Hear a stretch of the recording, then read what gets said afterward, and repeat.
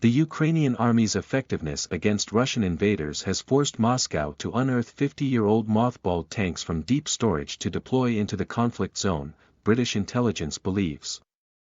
The T-62s will almost certainly be particularly vulnerable to anti-tank weapons, and their presence on the battlefield highlights Russia's shortage of modern, combat-ready equipment, the UK Ministry of Defence's intelligence unit assessed on Friday, referring to the Cold War-era vehicles first used operationally in 1961.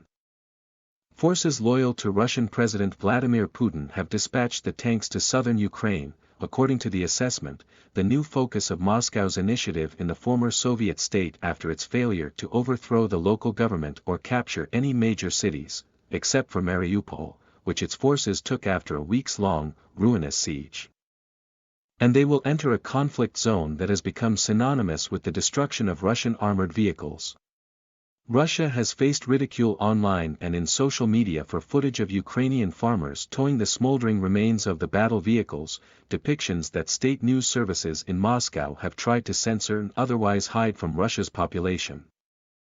Ukraine's general staff reported this week that Russia had resorted to new extremes to fill out its battalion tactical groups, the troop formations it sent to Ukraine of roughly 800 to 1,000 soldiers each.